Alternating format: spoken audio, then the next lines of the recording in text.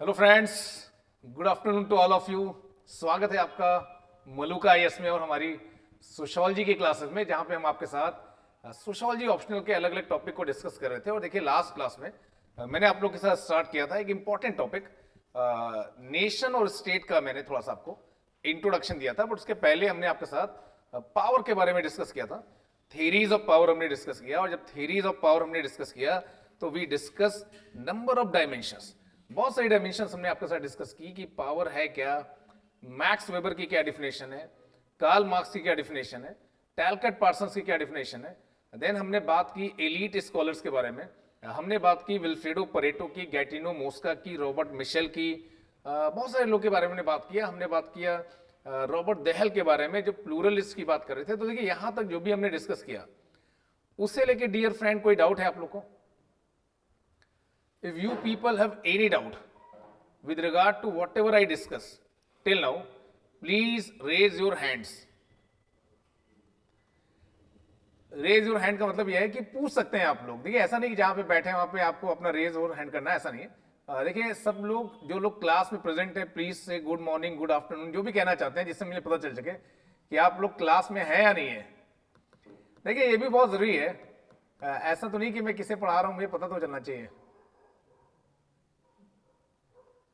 Very good, very good. देखिए, भावना, जो भी लास्ट क्लास में हमने डिस्कस किया, आरजू जो लास्ट क्लास में डिस्कस किया, विपुल, हिमांशु, वहां तक देखिए किसी को कोई डाउट है तो please ask so that I may proceed further. Monica, last class से रिलेटेड कोई डाउट? किसी भी बच्चे को, किसी भी स्टूडेंट को अगर कोई डाउट है तो please tell me. Fauja ji, last class से रिलेटेड कोई डाउट है तो आप पूछ सकते हैं। कोई भी डाउट आप लोग के माइंड में, किसी को भी डाउट है, देखिए पूछ सकते हैं। साहिल, कोई डाउट नहीं है। साहिल, आप लास्ट क्लास में थे?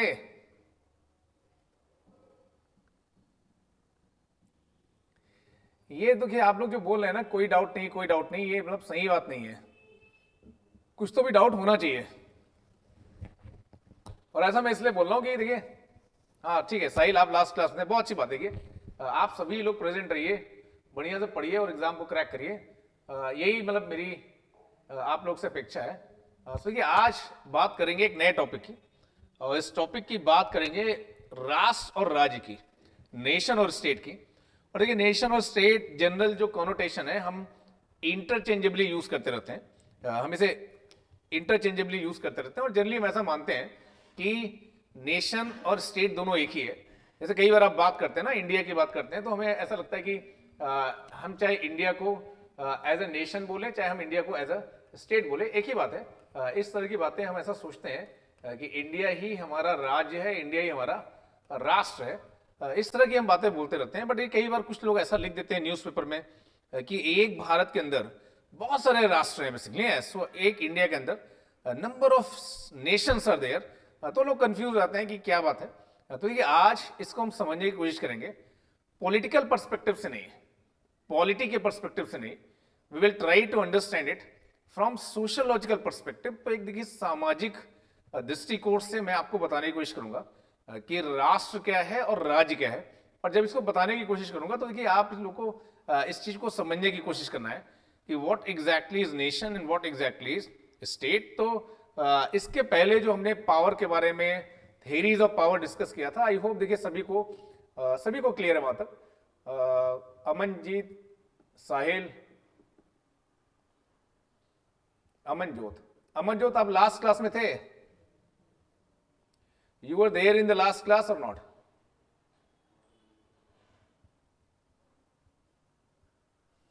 गुरु Prakash, hello hello, good afternoon. देखिए, सब लोग आ जाइए जिससे हम इस क्लास को स्टार्ट कर सकें। ठीक है, लास्ट क्लास में नहीं थे, कोई बात नहीं। देखिए, आज जो समझाऊंगा समझ में आएगा। पहली क्लास तो नहीं है ना आपकी अमनजोत? इसके पहले की क्लासेस आपने देखी हुई है, नहीं देखी है?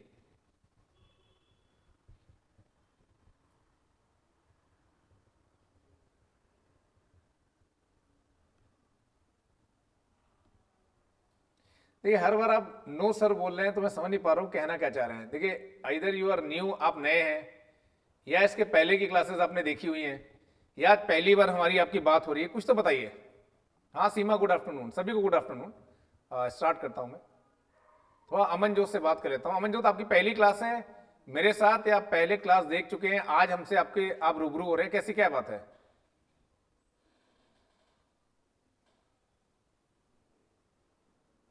ठीक है, आप बताइएगा, तब तक हम देखिए नेशन और स्टेट स्टार्ट करते हैं कि नेशन क्या है, स्टेट क्या है। These things we are going to start. और देखिए जब मैं बात करता हूं नेशन की, मैं कहना चाह रहा हूं एक राष्ट्र के बारे में, और जब मैं बात कर रहा हूं स्टेट की, मैं बात कर रहा हूं राज्य के बारे में। तो इसके बारे में देखिए हम बात करेंगे आप लोग के साथ। अरे पहली क्लास है मंजूत, कोई बात नहीं, देखिए फर्स्ट क्लास से कोई दिक्कत नहीं, आपको एकदम अच्छे समझ में आएगा, कहीं पे भी आपको नहीं लगेगा कि आपने कुछ छोड़ा हुआ है। और 5 तारीख से तो हम नया बैच स्टार्ट कर ही रहे हैं, तो कोई दिक्कत वाली बात नहीं है।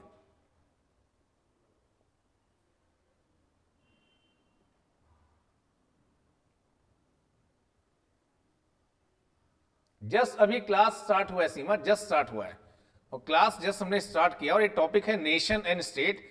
तो देखिए कोई दिक्कत नहीं, अब यहां से स्टार्ट करते हैं। सब लोग आ गए हैं, सबका देखिए मैंने वेट किया, हालांकि आप लोग को पहले आना था, आप लोग को मेरा वेट करना चाहिए, बट देखिए मैं आप लोग का वेट करता हूं कि आप सब आ जाएं, फिर हम क्लास को क्या करें, स्टार्ट कर सके, और एक नए जोश के साथ नई क्लास, नया टॉपिक स्टार्ट करते हैं। तो देखिए we are going to discuss about nation and state. और देखिए जब मैं नेशन स्टेट आपके साथ डिस्कस करने जा रहा हूं डियर फ्रेंड, तो हम अपना जो पर्सपेक्टिव है, अपना जो दृष्टिकोण है, ये सोशोलॉजी के पर्सपेक्टिव से लेके चल रहे हैं। और जब मैं आपको बोलता हूं कि नेशन के बारे में, तो बोले कि जो नेशन वर्ड है एक लैटिन वर्ड से डिराइव है, और नेशन से मतलब होता है ऐसे समूह के बारे में जिसमें आपका बर्थ हुआ है। So a community in which you are born, एक ऐसे समूह में जिसमें आपका बर्थ हुआ है, उसे लैटिन भाषा में नेशियो बोला जाता है। That is the meaning of nation, उसी को इंग्लिश में नेशन बोला जाता है। तो नेशन से तात्पर्य उस समूह से है, उस संप्रदाय से है जिसमें आपका बर्थ हुआ है। And at the time of birth, जन्म के समय से ही आप उस कम्युनिटी के साथ खुद को आइडेंटिफाई करते हैं। ये एक टेक्निकल डायमेंशन है कि nation derive itself from a Latin word, and this term has many dimension. इसके साथ बोलने की बहुत सारी डायमेंशन है, और कई बार जो सामान्य व्यक्ति होता है, जिस देश में रहता है, जिस क्षेत्र में रहता है, जिस टेरिटरी में रहता है, उसी को अपना नेशन मान लेता है, और उसी के साथ अपने इमोशन को अटैच कर लेता है। बट कई बार ये बहुत ही कंफ्यूजिंग हो जाता है, और आपको लगता है कि पिछले इतने सालों से हम यहां पे रह रहे थे, बट हमारा राष्ट्र तो पाकिस्तान है, और अचानक बहुत सारे लोग पाकिस्तान चले गए, और बहुत सारे लोग जो वहां पे चल रहे थे, रह रहे थे, उनको सडनली लगा कि हम यहाँ के बाशिंदे नहीं, हमें इंडिया चले जाना चाहिए। देखिए यहाँ पे आप काफी कंफ्यूज हो जाते हैं। तो यहाँ पे ये डिफिनेशन काम नहीं करती कि nation means a community. Nation एक ऐसा संप्रदाय है जहां पे आपका बर्थ हुआ है, a community to which you belong by birth. तो ये जब कई बार लोग सामान्य बोलचाल की भाषा में जहां पे उनका जन्म हुआ होता है, उसी को अपना नेशन मानते हैं। बट यहाँ पे सोशोलॉजी के पॉइंट ऑफ व्यू से हम समझेंगे कि इसके बहुत सारे डायमेंशन हैं, इसके बहुत सारे आयाम हैं। ये इतना सिंपल और इतना सीधा सरल कॉन्सेप्ट नहीं है, ये एक कॉम्प्लेक्स कॉन्सेप्ट है क्या dear friend? That I am going to explain you people. So in general nation derives from a Latin word natio, means community from which we were born, कि एक ऐसा समूह जिसमें आप अपने आप को आइडेंटिफाई करते हैं, जिसके साथ आप अपना संबंध स्थापित करते हैं आपके जन्म के बेसिस पे, उसे आप नेशन बोलते हैं। But here nation means a community. Nation उस संप्रदाय से मतलब है जिसके साथ आप बर्थ से बिलोंग करते हैं। ये सिंपल डिफिनेशन है that we were born into a nation. Birth के समय ही, जन्म के समय ही हमारा जिस संप्रदाय में जन्म हुआ वही हमारा नेशन है, ऐसा माना जाता है। बट इसके बहुत सारे डायमेंशन हैं, इसके बहुत सारे आयाम हैं, और उसके बेसिस पे हम ऐसा डिस्कस करेंगे कि क्यों ऐसा होता है कि कई बार जिस टेरिटरी में आपका बर्थ होता है वो आपका नेशन नहीं होता, नेशन कुछ और होता है बेसिकली। या आपको ऐसा लगता था कि ये हमारा नेशन होना चाहिए, बट सडनली आपने पाया कि कोई और आपका नेशन है।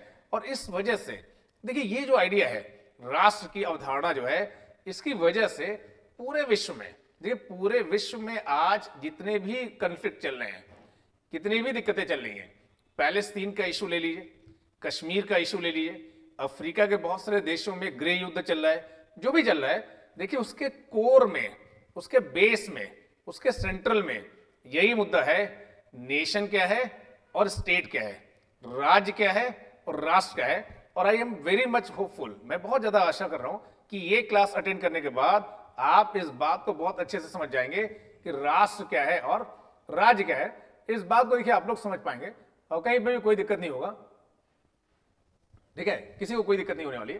सो यहां पे हम डिस्कस करने आ रहे हैं कि what is nation and what is state. So हमने बोला कि नेशन के बहुत सारे डायमेंशन है, बहुत सारे डायमेंशन है, सांस्कृतिक डायमेंशन है, राजनीतिक डायमेंशन है, भावनात्मक इमोशनल डायमेंशन है, इकोनॉमिकल डायमेंशन है, इस तरह के बहुत सारे आयाम है किसके, नेशन के। सो नेशन एक तरह का फीलिंग है, एक तरह की कॉन्शियसनेस है, एक तरह की सोच है ऐसी कि इतने लोग को लगता है कि दे आर वन, वो एक जैसे हैं क्योंकि वो कुछ चीजों को शेयर करते हैं, और just because they are sharing something they have a shared sense of belongingness. ये जो चीज आप शेयर कर रहे हैं वो आपकी संस्कृति हो सकती है, वो एक पॉलिटिकल राजनीतिक समुदाय हो सकता है, एक आर्थिक विचारधारा इकोनॉमिक आइडियोलॉजी हो सकती है, या एक इमोशनल अटैचमेंट हो सकता है, वो कुछ भी हो सकता है बेसिकली। बट एक कन्विक्शन है लोगों में कि हम सब एक हैं और बाकी लोग अलग हैं। हम एक इसलिए हैं क्योंकि देयर इज समथिंग, कुछ तो भी है जिसे हम आपस में शेयर करते हैं और उसकी वजह से हम सब क्या हैं, एक हैं। तो जब आप बोलते हैं कि किन वजहों से ये फीलिंग आती है नेशनलिज्म वाली कि we are different and they are different, उसके बहुत सारे डायमेंशन है। ये कल्चरल भी हो सकता है, सांस्कृतिक भी हो सकता है। कल्चरल से मेरा मतलब यह है कि लैंग्वेज के बेसिस पे, रिलीजन के बेसिस पे, रेस के बेसिस पे, इनके बेसिस पे डियर फ्रेंड आप कई बार ऐसा सोच सकते हैं कि मैं बंगाली हूं, वो मराठी है, वो गुजराती है, वो अमेरिकन है, ये अफ्रीकन है, मतलब टोपोग्राफी के बेसिस पे कि किस कॉन्टिनेंट को बिलोंग करता है, किस भाषा को बिलोंग करता है, वो हिंदू है, मैं मुस्लिम हूं। तो देखिए ये कल्चरल क्राइटेरिया है, सांस्कृतिक क्राइटेरिया है, जिनके बेसिस पे आप बोल रहे हैं कि हम सब हिंदू हैं और वो सब मुस्लिम हैं, वो सब सिख हैं, वो क्रिश्चियन हैं, हम निग्रोटॉयड हैं, वो मंगोलॉयड हैं, वो कॉकोसॉयड हैं। इस तरह के बहुत सारे रैशियल ग्रुप होते हैं, हमारी भाषा अलग है, उनकी भाषा अलग है। तो ये जो वी वाली फीलिंग है कि we are different and they are different and since we belong to this particular linguistic group, क्योंकि हम इस भाषाई समुदाय से संबंध रखते हैं इसलिए हम अलग हैं और वो अलग है। इस आधार पे राष्ट्रों का निर्माण किया गया। जब यूरोप में राष्ट्रवाद का दौर आया, नेशनलिज्म का दौर आया 19वीं शताब्दी में, जब आप वर्ल्ड हिस्ट्री में पढ़ेंगे तो आप पाएंगे कि इन सांस्कृतिक आधारों पर, भाषा के आधार पर, धर्म के आधार पर, रेस के आधार पर, टोपोग्राफी के आधार पर नेशन का निर्माण किया गया, राष्ट्र का निर्माण किया गया और इन राष्ट्रों को लीगली रिकॉग्नाइज किया गया राज्य के रूप में। तो भाषा, धर्म, वंश के आधार पे भी राष्ट्र का निर्माण किया सकता है। ये पहली डायमेंशन है। सो कल्चरल डायमेंशन हो सकती है कि वो लोग जो किसी भाषाई ग्रुप को बिलोंग करते हैं, वो लोग जो किसी रिलीजियस ग्रुप को बिलोंग करते हैं, वो लोग जो किसी रैशनल ग्रुप को बिलोंग करते हैं, दे आर थिंकिंग, उन्हें ऐसा लगता है कि वो एक हैं, उनके इंटरेस्ट एक हैं, उनका फ्यूचर एक है, उनका पास्ट एक है और बाकी उनसे अलग हैं। तो इस आधार पे भी राष्ट्र का निर्माण हो सकता है डियर फ्रेंड। ये बात समझ पा रहे हैं, नहीं समझ पा रहे हैं? किस तरह से कल्चरल आधार पे निर्माण हो सकता है, ये बात समझ पा रहे हैं डियर फ्रेंड? ये बात सभी को समझ आ रहा है? बट अगर ये क्राइटेरिया, अगर ये कल्चर वाला क्राइटेरिया आप थॉमस, मोनिका, अगर कल्चर वाला क्राइटेरिया इंडिया में आप अप्लाई करें, इंडिया में अगर अप्लाई करें तो क्या इंडिया एक राष्ट्र है? क्या भाषाई आधार पे हम सब लोग एक जैसे हैं? क्या धार्मिक आधार पे हम सब एक जैसे हैं? क्या वंश के आधार पर, रेस के आधार पे हम सब एक जैसे हैं? है या नहीं है? ये क्राइटेरिया अप्लाई करके इंडिया को एक नेशन बोला जा सकता है? नहीं बोला जा सकता। बट तब भी आप बोलते हैं कि इंडिया क्या है? इंडिया एक नेशन है। मतलब और भी डायमेंशन होते होंगे, ये तो एक डायमेंशन है। इस डायमेंशन को यूज करके आप बोल सकते हैं कि पाकिस्तान का जो जन्म हुआ वो एक नेशन की तरह से हुआ, इजराइल का जो जन्म हुआ एक नेशन की वजह से हुआ, चेकोस्लोवाकिया जो अलग हुए, चेक रिपब्लिक और स्लोवाक रिपब्लिक, हो सकता है किसी आधार पे हुए हो, कल्चरल आधार पे, भाषाई आधार पे, वंश के आधार पे हुए हो। तो इन देशों में चलेगा, इंडिया में ये वाला नहीं चल पाएगा, इंडिया में कुछ और चलेगा। तो कल्चर एक डायमेंशन हो सकती है राष्ट्र निर्माण की। उसी तरह से एक राजनीतिक इकाई के रूप में आप अपने आप को देखते हैं, ये भी एक डायमेंशन हो सकती है राष्ट्र निर्माण की। सो यहां पे बोल रहे हैं कि nation is a group of people who regard themselves as a community. वो अपने आप को एक समूह के रूप में देखते हैं, which becomes basis for organizing state, जिसके बेसिस पे बाद में एक राज्य को क्रिएट किया जाता है। तो नेशन ये भी हो सकता है कि पॉलिटिकली मैक्स वेबर बोल रहे हैं कि ये एक कम्युनिटी है लोगों का जिसमें राज्य बनने की क्या है पॉसिबिलिटी है।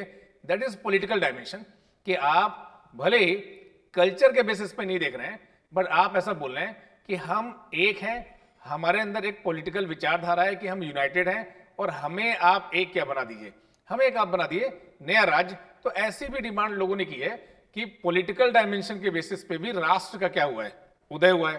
देन थर्ड बोल रहे हैं पॉलिटिकल डायमेंशन के साथ ही साथ एक साइकोलॉजिकल डायमेंशन भी है।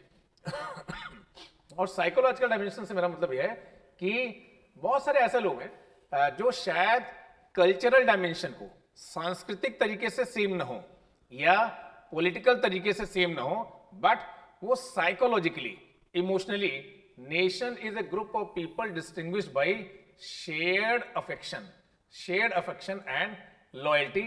मतलब उनके अंदर एक फीलिंग है कि they all are one just because कि उनके अंदर एक सेंस ऑफ बिलोंगिंगनेस है, और उस इमेजिन्ड आइडिया से वो खुद को शेयर कर रहे हैं। तो नेशन यहाँ पे उन लोगों का समूह है जिनके अंदर एक कॉमन सेंस ऑफ आइडेंटिटी है कि हम सब इंडियन हैं। हम सब क्या हैं? इंडियन हैं। तो आप बोलते हैं ना कि भाई भाषाई आधार पे हम भले ही अलग हों, धार्मिक आधार पे हम भले ही अलग हों, क्षेत्रीय आधार पे हम भले ही अलग हों, बट एक सेंस ऑफ बिलोंगिंगनेस है। उसके साथ भी अगर किसी इंडियन के साथ कुछ मिसबिहेव होता है कनाडा में, किसी इंडियन के साथ कुछ मिसबिहेव होता है अफगानिस्तान में, यूएस में, कहीं पे भी मिसबिहेव होता है, तो सडनली आपको लगता है कि हमारे किसी भाई के साथ वहां पे हुआ है, या वहां के जो लोग हैं कहीं ना कहीं इंडिया में जो किसानों का मुद्दा है उसके बेसिस पे अपने कमेंट कर रहे हैं सोशल मीडिया साइट पे। तो नेशन इज व्हाट? नेशन एक इमोशनल बॉन्डिंग है, एक सेंस ऑफ बिलोंगिंगनेस है कि हम सब एक बड़े ग्रुप को बिलोंग करते हैं जिसका नाम है इंडिया।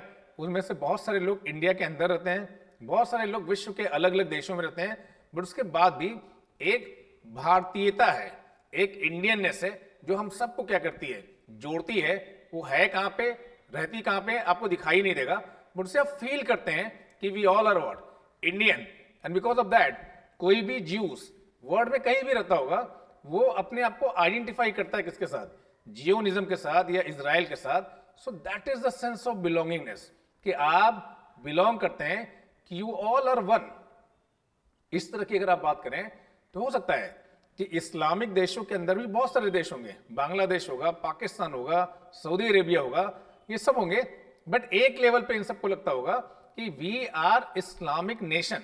हम एक इस्लामिक नेशन है, जिसकी वजह से शायद एक संगठन बना होगा जिसका नाम आप बोलते हैं ऑर्गेनाइजेशन ऑफ इस्लामिक कंट्रीज। तो ये संगठन क्यों बन पाया? क्योंकि आप बोल रहे हैं कि ठीक है हमारे धर्म इस्लाम है, राजनीतिक रूप से हमारी टेरिटरीज अलग अलग हैं, बट कहीं ना कहीं हम ऐसा मानते हैं क्योंकि हम इस भगवान में बिलीव करते हैं, इस गॉड में, अल्लाह में बिलीव करते हैं। तो हमें एक सेंस ऑफ बिलोंगिंगनेस होनी चाहिए, that idea of psychological sense of belongingness, that is nation. So ये नेशन का, राष्ट्र का एक भावनात्मक पहलू है। हमने एक राजनीतिक पहलू डिस्कस किया, एक सांस्कृतिक पहलू डिस्कस किया, और एक भावनात्मक पहलू डिस्कस किया। सो ये अलग अलग डायमेंशन है किसके? नेशन के, राष्ट्र के। ये बात समझ पा रहे हैं, नहीं समझ पा रहे हैं?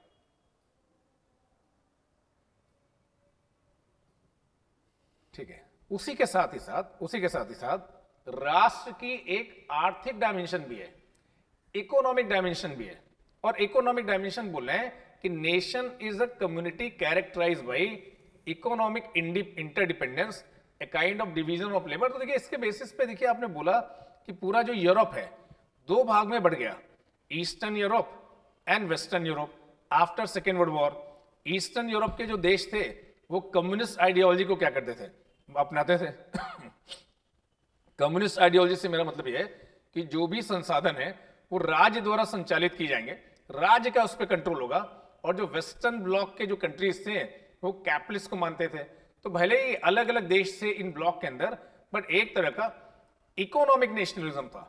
इकोनॉमिक नेशनलिज्म मींस जो कम्युनिस्ट ब्लॉक की कंट्रीज हैं सब एक दूसरे की क्या करेंगी, मदद करेंगी, और जो कैपिटलिस्ट ब्लॉक की कंट्रीज हैं सब एक दूसरे की क्या करेंगी, मदद करेंगी। एक अलग तरीके का इकोनॉमिक संरचना, इकोनॉमिक स्ट्रक्चर कम्युनिस्ट ब्लॉक की कंट्रीज ने मेंटेन किया, और एक अलग तरीके की इकोनॉमिक संरचना, इकोनॉमिक स्ट्रक्चर कैपिटलिस्ट ब्लॉक की कंट्रीज ने मेंटेन किया। सो ये किस वजह से, ये एक इकोनॉमिक नेशनलिज्म की वजह से, तो उस इकोनॉमिक राष्ट्रवाद की वजह से दो अलग अलग ब्लॉक सेकेंड वर्ल्ड वॉर के बाद विश्व में स्थापित हुए, और अलग अलग तरीके से उन्होंने अपनी अर्थव्यवस्थाओं को संचालित करने का प्रयास किया।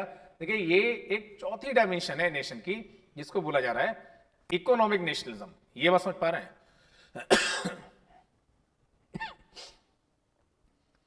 देखिए ये चार डायमेंशन मैंने आप लोग को बताई राष्ट्र बनाने की, cultural dimension, political dimension, psychological dimension and economic dimension.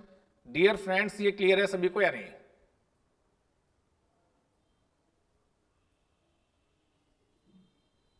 Economic dimension, Thomas what I am saying, economic dimension I am saying कि particular way of organising your economic activities, अपनी आर्थिक जो कार्यकलाप हैं, इकोनॉमिक एक्टिविटीज हैं, उनको एक विशेष तरीके से, कि स्पेशल तरीके से ऑर्गेनाइज करने की जो प्रक्रिया है, उसके बेसिस पे भी इकोनॉमिक नेशनलिज्म होता है। तो कई बार आप ऐसा बोलते हैं कि ये सोशलिस्ट कंट्रीज हैं, और कई बार आप ये बोलते हैं ये कैपिटलिस्ट कंट्रीज हैं। तो ये जो डिस्टिंक्शन आप कर पाते हैं कि एक ग्रुप ऑफ कंट्रीज को आप बोलते हैं ये कम्युनिस्ट ब्लॉक है, और एक ग्रुप ऑफ कंट्रीज को आप बोलते हैं एक कैपिटलिस्ट ब्लॉक है, means there is something that binds them, and what binds them, उन्हें क्या जोड़ता है, उनका एक पर्टिकुलर तरीका, उनका एक विशेष तरीका अपनी आर्थिक क्रियाकलापों को ऑर्गेनाइज करने का, संगठित करने का, ये उन्हें आपस में क्या करता है, जोड़ता है। और उसके बेसिस पे भी एक तरह का नेशनलिज्म आया, इकोनॉमिक नेशनलिज्म, जिसके दो डायमेंशन मैंने आपको बताया, capitalist nationalism and communist nationalism. Thomas, this thing is clear to you और नॉट?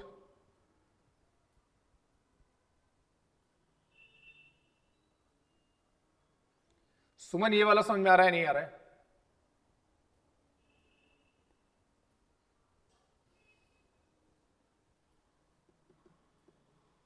इकोनॉमिक नेशनलिज्म सुमन आपको समझ में आया? आपने बोला रिपीट करने के लिए, समझ में आ गया? Yes, fine. तो देखिए अलग अलग डायमेंशन हो सकती है जिसपे राष्ट्र को बनाया जा सकता है, पॉलिटिकल, कल्चरल, इकोनॉमिक और psychological. But there are people they are saying कि जो नेशन या जो नेशनलिज्म है, डेवलप्ड कंट्रीज में इसका जो उद्भव हुआ है, इसका जो विकास हुआ है, वो टोटली डिफरेंट है as compared to developing countries.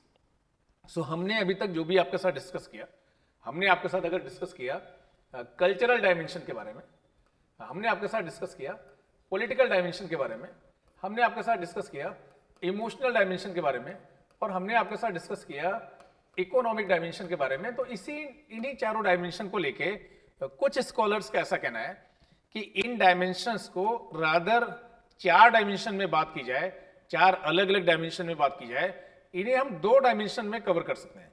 अब वो दो डायमेंशन क्या होंगी? वो दो डायमेंशन ऐसी हो सकती हैं कि आप सिंपली बोलिए कि नेशन क्रिएट किए जाते हैं या तो ऑब्जेक्टिव क्राइटेरियाज पे, या नेशन क्रिएट किए जाते हैं सब्जेक्टिव क्राइटेरियाज पे। इनको दो पार्ट में डिवाइड कर सकते हैं। ऑब्जेक्टिव क्राइटेरिया का मतलब यह है कि ग्रुप ऑफ पीपल, लोगों का ऐसा समूह जो या तो किसी भाषा, या तो किसी धर्म, या तो किसी जाति विशेष, या तो किसी वंश विशेष को बिलोंग करते हैं, और देख के आप समझ सकते हैं कि यहां से मराठी स्पीकिंग पॉपुलेशन का एरिया खत्म होता है, यहां से कन्नड़ा स्पीकिंग पॉपुलेशन का एरिया स्टार्ट होता है, तो यहां तक एक मराठा नेशन है, यहां से कन्नड़ा नेशन है। मतलब ये ऑब्जेक्टिव क्राइटेरिया है कि ये वो लोग हैं जो फ्राइडे को मॉस्क में नमाज करने आते हैं, ये लोग मुस्लिम्स हैं, ये वो लोग हैं जो मंगलवार को हनुमान जी की टेंपल में जाते हैं, ये सब करते हैं, घंटी वगैरह बजाते हैं, ये हिंदूज हैं बेसिकली। ये कैसा क्राइटेरिया है? ये ऑब्जेक्टिव क्राइटेरिया है। आप समझ सकते हैं कि ये फलाना ग्रुप है, ये दूसरा ग्रुप है, this is one group, this is another group. So such criteria is objective criteria. But इसके बाद भी अगर आप चाहे हिंदू हैं, चाहे आप मुस्लिम हैं, आप चाहे सिख हैं, चाहे आप क्रिश्चियन हैं, या आप चाहे जो भी हैं, तमिल हैं, तेलुगु हैं, मराठी हैं, आप बोलते हैं कि आप इंडियन हैं, वो इंडियननेस आपको कहां दिखती है? वो दिखती नहीं है, वो आप फील करते हैं। And that criteria I am saying subjective criteria. ये कैसा क्राइटेरिया है? सब्जेक्टिव क्राइटेरिया है। तो there is one scholar James Kellar, KELLAR, और जेम्स केलर का कहना है कि आप इन चारों डायमेंशंस को दो डायमेंशन में डिवाइड कर सकते हैं, subjective dimension and objective dimension. इन दो डायमेंशंस में इन्हें डिवाइड किया जा सकता है। डियर फ्रेंड, ये बात समझ पा रहे हैं या नहीं समझ पा रहे हैं? This thing you people are able to understand?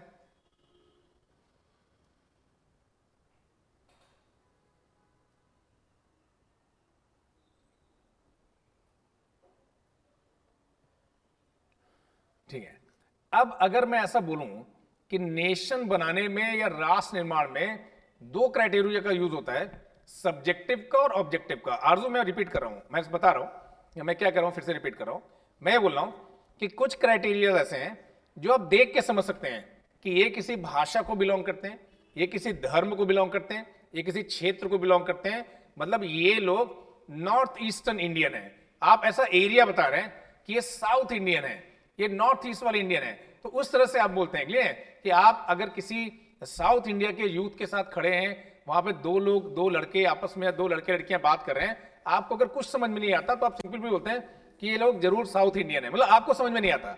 But आप किसी ऑब्जेक्टिव क्राइटेरिया के बेसिस पे, भाषा के बेसिस पे बोलते हैं कि ये अलग बातें कर रहे हैं, आप उसे नहीं समझ पाएंगे।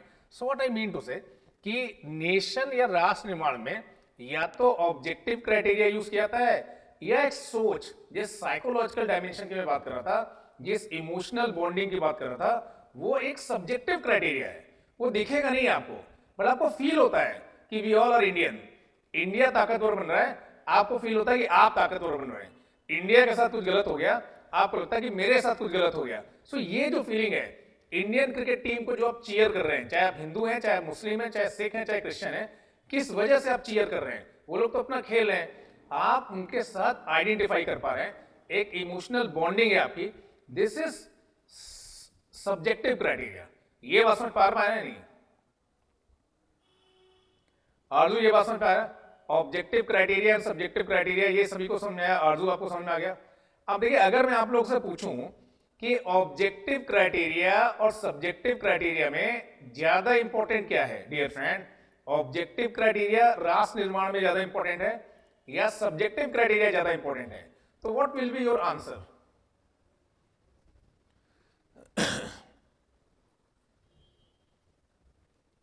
सब्जेक्टिव।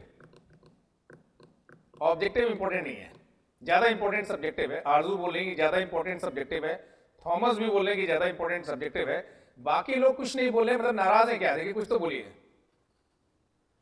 सब्जेक्टिव,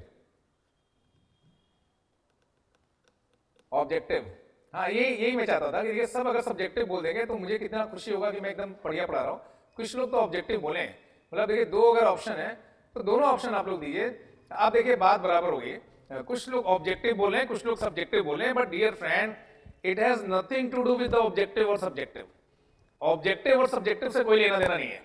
आप क्रिएट करते हैं अपने कन्वीनियंस के अनुसार, अपने फायदे के लिए राष्ट्रों को बनाया जाता है, बिगाड़ा जाता है, फिर से बनाया जाता है, जिससे आपका कोई मोटिव सर्व हो सके।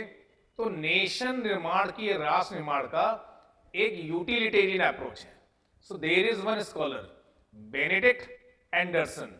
बेनेडिक्ट एंडरसन का कहना है कि ये कोई फैक्ट नहीं है कि ये लोग ये भाषा बोलते हैं, मतलब ये एक राष्ट्र है। मतलब बंगाली बोलने वाले भारत में भी है, वेस्ट बंगाल में, बंगाली बोलने वाले बांग्लादेश में भी है। तो क्या ये एक राष्ट्र बन पाए? शायद नहीं। धर्म के आधार पर एक विभाजन हुआ, उसके बाद फिर से पाकिस्तान से विभाजन हुआ, बांग्लादेश बना। उसके बाद भी आप बंग भाषा के, बंगाली भाषा के आधार पे यूनाइट हो सकते थे। जब ब्रिटिशर्स ने ऐसा किया, पार्टीशन ऑफ बंगाल किया, तब तो आप यूनाइट हो गए। जब आपने खुद ऐसा किया, धर्म के आधार पे बंगाल का विभाजन किया, तो बंगाल पाकिस्तान से तो उसका एक पार्ट अलग हो गया, बट अभी भी बंगाली ब्रदर और सिस्टर आपस में क्या नहीं हो पाए। मतलब कहना क्या है? कहना यह है कि बंगाली भाषा की बात हो, इस्लाम एज ए रिलीजन की बात हो, या कोई भी बात हो, ऑब्जेक्टिव और सब्जेक्टिव का बड़ा घालमेल है। मेन बात यह है कि आपका कन्वीनियंस, आपका प्रॉफिट, आपकी यूटिलिटी क्या लगता है। तो अगर यूटिलिटी आपको लगती है कि दो अलग अलग बंगाली भाषा वाले राज्य अलग अलग राष्ट्रों में रहें, तो ये आप ऐसा कर रहे हैं। तो यहां पे बेनेडिक्ट एंडरसन बोले ये कुछ भी ऑब्जेक्टिव नहीं है राष्ट्र निर्माण के लिए, कुछ भी ऑब्जेक्टिव नहीं है। अगर कुछ भी ऑब्जेक्टिव होता तो देखिए तेलुगु स्पीकिंग पॉपुलेशन आंध्रा की खुद को अलग कर ले रहे हैं कि हम तेलंगाना है, ऐसा बोल दे रहे हैं। मतलब भाषाई आधार पे तो दोनों तेलुगु स्पीकिंग पॉपुलेशन है, और कोई तेलंगाना के पर्सन को आप देखिए और आंध्रा के पर्सन को आप देखिए तो उनके फीचर्स को देखिए भी, उनके कलर वगैरह को और उनका जो बात करने का तरीका, उससे भी आप समझ नहीं पाएंगे कि ये तेलंगाना का क्यों है और ये आंध्रा का क्यों है। बट उसके बाद भी अपने कन्वीनियंस के लिए, अपने हितों के लिए नए राष्ट्र की अवधारणा समय समय पर प्रेजेंट की गई है, और उनके बेसिस पे कई बार अलग टेरिटोरियल ग्रुप भी बने हैं। तो बेनेडिक्ट एंडरसन बोले हैं कि जो पूरी राष्ट्र की अवधारणा है ये कल्पनीय है, इमेजिनरी है, और अपने कन्वीनियंस के अनुसार। पाकिस्तान के केस में ऐसा बोला जाता है कि इंग्लैंड के किसी घर में 2 या 3 लोगों ने बैठ के एक टेबल पे पाकिस्तान क्रिएट कर दिया और उसको लोगों के माइंड में इन्फ्यूज किया, और लोग उसके साथ आइडेंटिफाई करने लगे कि कैसा बेहतरीन फ्यूचर होगा अगर पाकिस्तान बनेगा।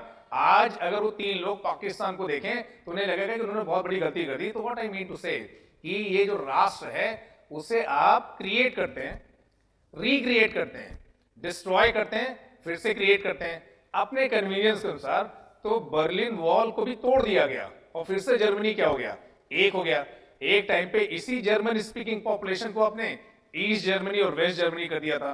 उसके पहले भी जर्मनी एक नहीं था, जर्मनी का एकीकरण हुआ, फिर जर्मनी का विघटन हुआ, फिर से जर्मनी का एकीकरण हुआ। मतलब राष्ट्र को आप क्रिएट करते हैं, रिक्रिएट करते हैं, और आप डिस्ट्रॉय भी कर सकते हैं अपनी सुविधा के अनुसार। ये बात समझ पा रहे हैं डियर फ्रेंड, कुछ भी ऑब्जेक्टिव और कुछ भी सब्जेक्टिव क्लियर कट नहीं है यहां पे। ये बात समझ पा रहे हैं? This point you people are able to understand या नहीं, जो मैं बताना चाह रहा हूं इसमें किसी को कोई डाउट नहीं है?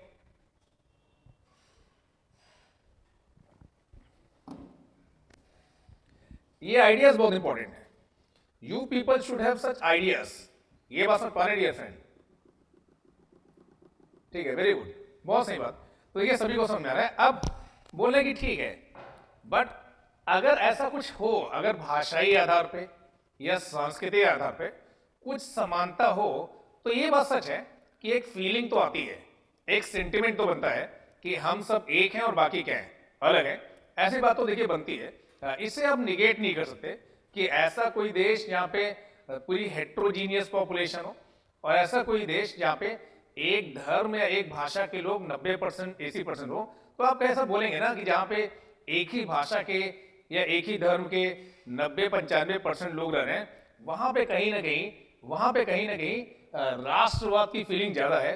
और ऐसा देश जहां पे अलग अलग वर्ग के अलग अलग समूहों के लोग रह रहे हैं, वहां पे शायद राष्ट्रवाद की फीलिंग कम होगी, ऐसा हम बोलते हैं। तो कहीं ना कहीं वो जो कल्चरल डायमेंशन है कुछ ना कुछ रोल तो प्ले करती है। हम ऐसा भी नहीं बोल सकते कि उस ऑब्जेक्टिव क्राइटेरिया का कोई भी रोल नहीं है। बट उसके बाद भी धर्म के आधार पर भी देखिए बहुत सारे स्टेट है वर्ल्ड में, बहुत सारे ऐसे देश हैं जहां पे क्रिश्चियनिटी ही है, बहुत सारे ऐसे देश हैं जहां पे इस्लाम ही है। भारत में भी हिंदुइज्म है, नेपाल में भी हिंदुइज्म है, तो भी 2 अलग अलग देश हैं। मतलब केवल इनके बेसिस पे राष्ट्र का निर्माण नहीं होता, और भी बहुत सारी चीजें होती हैं। आपके हित होते हैं, आपके इंटरेस्ट होते हैं, आपके एस्पिरेशंस होते हैं, उनके आधार पर राष्ट्र का निर्माण किया जाता है। ऐसा नहीं कि जितने भी ऑब्जेक्टिव क्राइटेरिया के बेसिस पे जितने भी मुस्लिम देश हैं आज वो एक राष्ट्र हैं, और जितने भी ईसाई देश हैं वो एक राष्ट्र हैं, ऐसा नहीं है।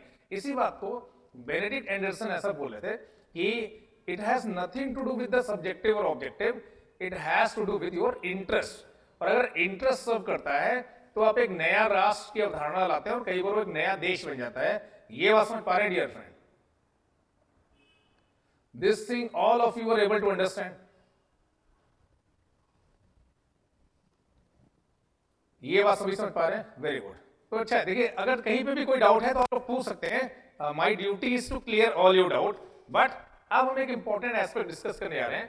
इस बात को बहुत ध्यान से देखिए, समझने की जरूरत है, और इस बात को अच्छे से समझिएगा कि हम राष्ट्र और राष्ट्रवाद in developing countries nation and nationalism in developing countries we are going to discuss, and we are going to discuss in what manner nation and nationalism as it evolved, जैसे इसका विकास हुआ इन डेवलपिंग कंट्रीज, विकासशील देशों में, कैसे ये evolution विकसित देशों से अलग है, डेवलप कंट्रीज से अलग है. This thing we are going to discuss in nation and nationalism in case of developing countries. यहां पर हम इस बात को डिस्कस करने की कोशिश करेंगे डियर फ्रेंड.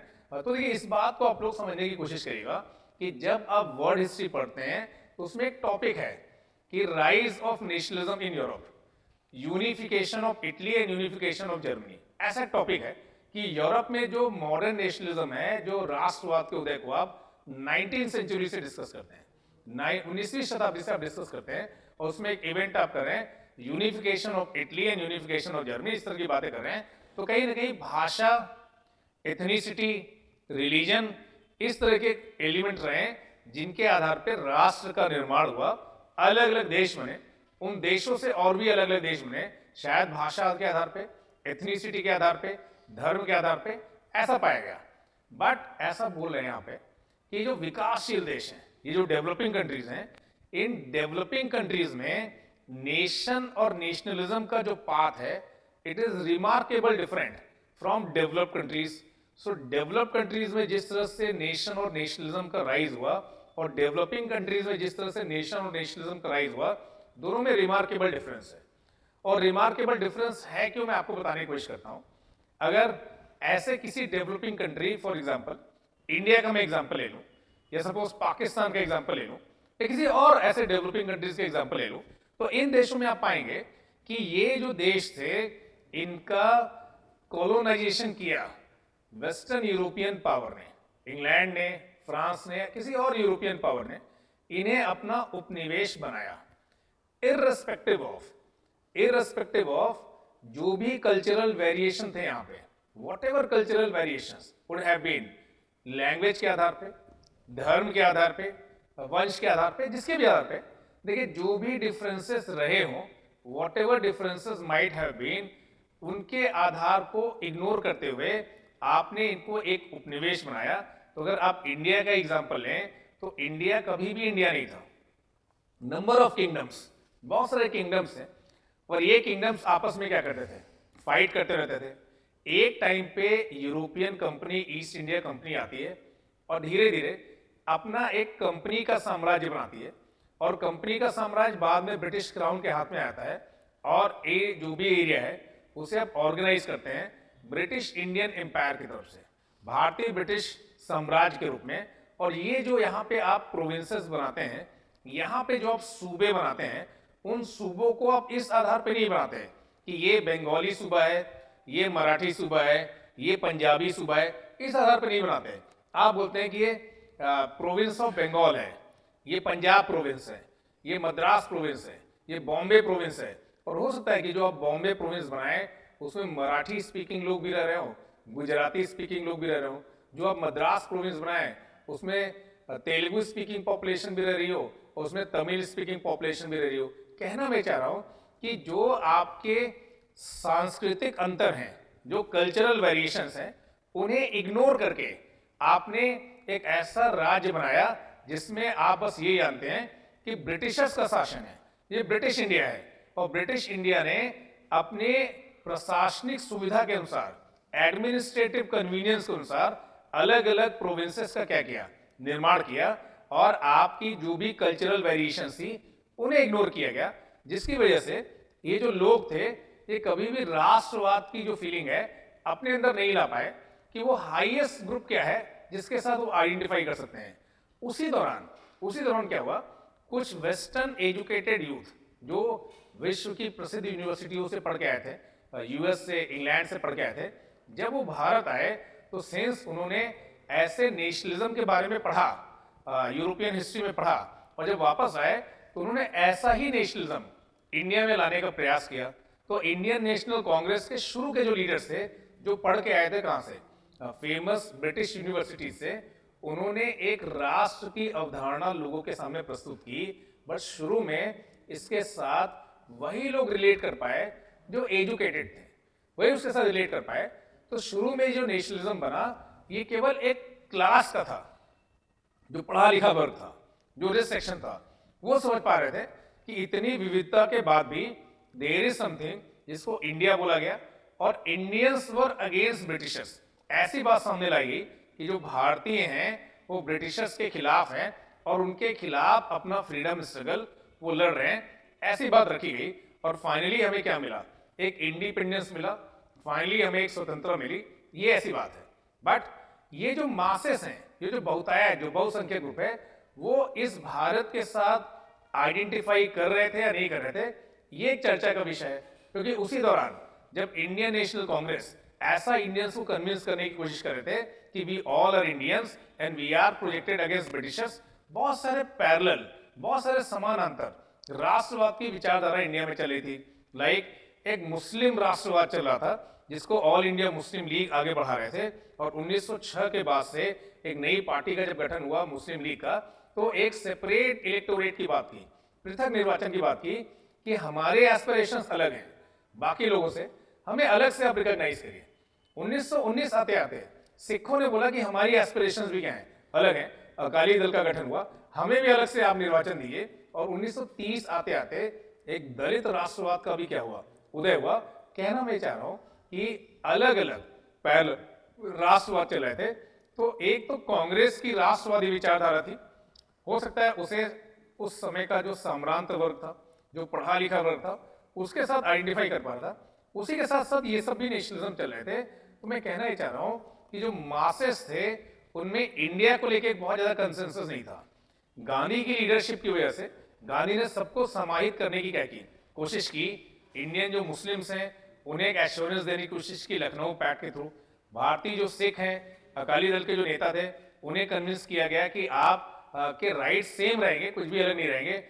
दलितों को पूना पैक्ट के द्वारा गांधी जी और अंबेडकर जी के बीच में एक पैक्ट हुआ। तो देखिए एक प्रयास था लोगों को कन्विंस करने का कि इंडिया के जो इंटरेस्ट हैं उसमें आप सबके इंटरेस्ट को क्या किया जाएगा, इंक्लूड किया जाएगा, या आप सभी के हितों को मिला के ही इंडिया का एक हित बनेगा, इस बारे में कन्विक्शन किया गया।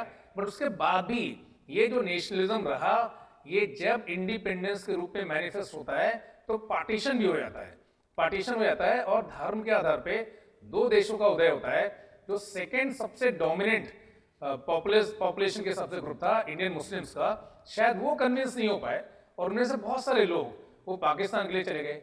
स्पेशली वो लोग जो उस समय एजुकेटेड थे, पढ़े लिखे थे, अवेयर थे, उन्हें ऐसा लगा कि शायद हमारा फ्यूचर इसके साथ नहीं है।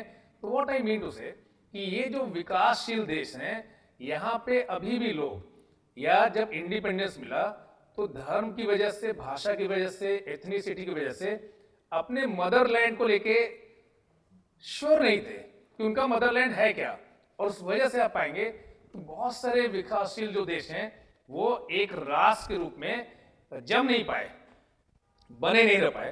पाकिस्तान का मैंने आपको एग्जांपल दिया, कैसे वहां से बांग्लादेश बन गया। आप श्रीलंका का एग्जांपल ले लिए, एक राष्ट्र के रूप में उभरने में कितना स्ट्रगल हुआ। 1956 से लेकर 2008 तक एक सिविल वॉर चली कहां पे, श्रीलंका में।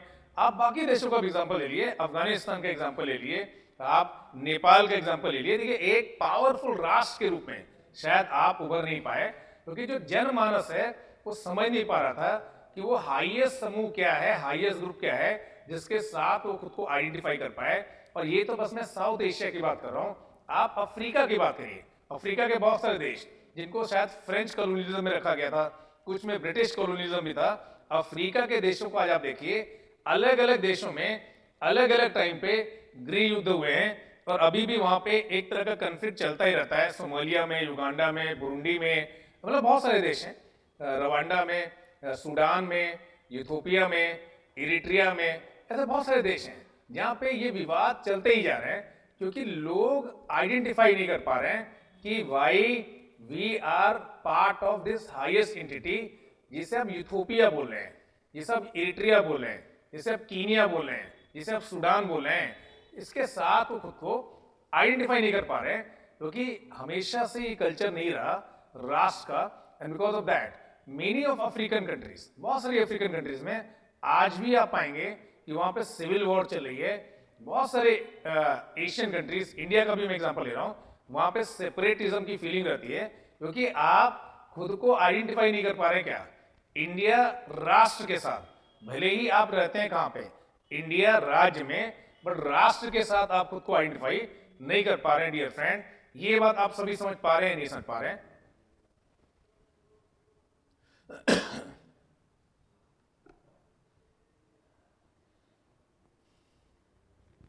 This thing you people are able to understand और नॉट?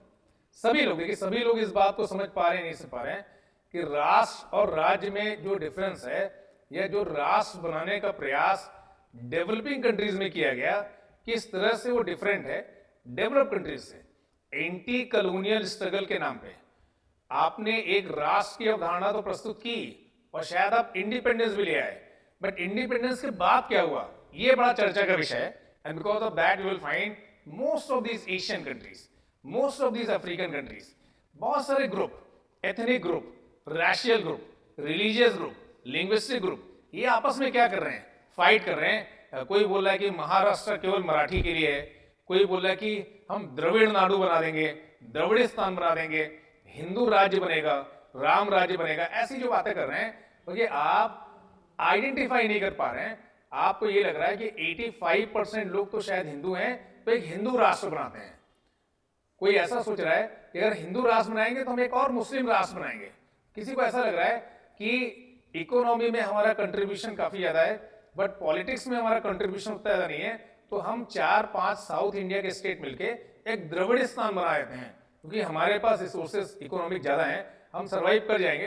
देखिए इस तरह के जो प्रोसेस आ रहे हैं, क्यों आ रहे हैं, क्योंकि ये जो क्षेत्रीयता वाला जो आपकी सोच है, उससे बाहर आप नहीं निकल पा रहे हैं, और उस इंडिया के साथ जो कि एक अब्स्ट्रैक्ट आइडिया है, जिसे आप देख नहीं सकते, बस फील कर सकते हैं। Many of the groups in North East, in South India, in Jammu and Kashmir, they might not be able to identify, वो खुद को आइडेंटिफाई नहीं कर पा रहे हैं। तो ऐसे देशों में जो डेवलपिंग देश हैं डियर फ्रेंड, उनके बारे में बोला जाता है कि यहाँ पे अभी भी जो राष्ट्रवाद की विचारधारा है, ये कमजोर है, बेसिकली उतनी स्ट्रांग नहीं है जितना ये डेवलप सोसाइटीज में है। So nationalism is a weak ideology in such countries, ऐसा बोला जा रहा है। ये बात समझ पा रहे हैं, नहीं समझ पा रहे हैं?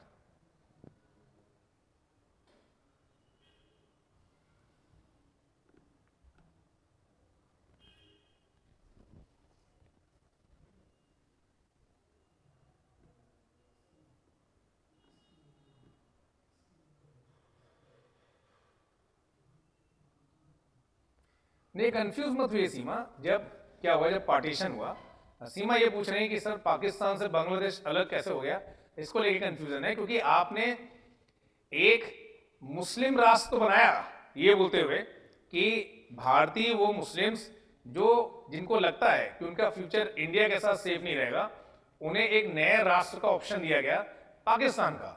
बट जब पाकिस्तान बन गया धर्म के आधार पे, तो धर्म के आधार पे तो एक था, बट भाषा के आधार पे कोई पख्तून था, कोई बलूच था, कोई पंजाबी था, कोई सिंधी था, और कोई बंगाली था।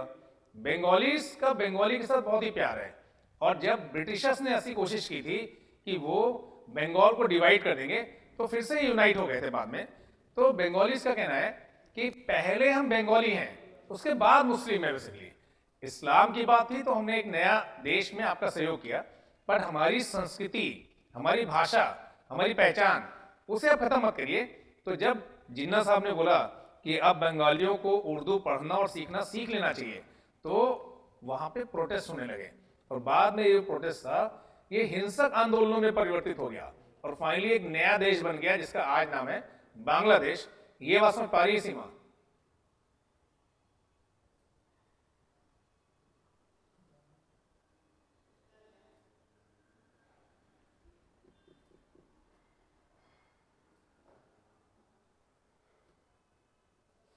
हाँ, बांग्लादेश हमारे पड़ोस में है। देखिए ये सब तो आप जानती हैं। सो मतलब मैं ये कहना चाह रहा हूं कि इंडिपेंडेंस मिलने के बाद हमने एक राष्ट्र निर्माण की प्रक्रिया स्टार्ट की है, नेशन बिल्डिंग का एक प्रोसेस स्टार्ट किया है, जिसमें बहुत से प्रॉब्लम्स आती रहती हैं, बहुत से सेपरेटिस्ट टेंडेंसीज भी होती हैं, बट एक कॉमन लीगल फ्रेमवर्क, कॉन्स्टिट्यूशन के सहारे हम राष्ट्र निर्माण की प्रक्रिया को आगे बढ़ा रहे हैं।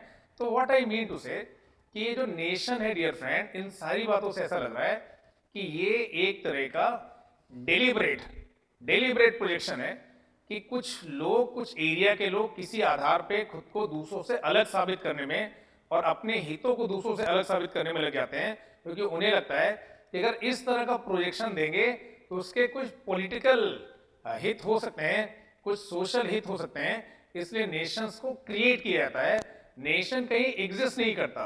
ऐसे बहुत सारे लोग हैं इंडिया में जो शेड्यूल कास्ट को बिलोंग करते होंगे, ऐसे बहुत सारे लोग हैं जो इंडिया में मुस्लिम्स होंगे, ऐसे बहुत सारे लोग हैं जो महिलाएं हैं। तो देखिए, अगर किसी इसी आधार पे आप ऐसा कुछ बनाते हैं कि अखिल भारतीय दलित महासंघ, अखिल भारतीय मुस्लिम ऑर्गेनाइजेशन, ऐसा कुछ बनाते हैं, ऑल इंडिया मुस्लिम ऑर्गेनाइजेशन, ऐसा कुछ बनाते हैं, सडनली लोग उससे आइडेंटिफाई करने लगते हैं और उसमें आप ऐसा लिटरेचर डालने लगते हैं कि हमारे साथ गलत हुआ, ऐसा हुआ, वैसा हुआ, तो आप उन्हें इंसाइट करते हैं, उन्हें फील कराते हैं कि we are one, others are different. शायद यही काम कांग्रेस करते होंगे ब्रिटिशर्स के दौरान, तो इंडियंस को लगा होगा कि we Indians are different, Britishers are different.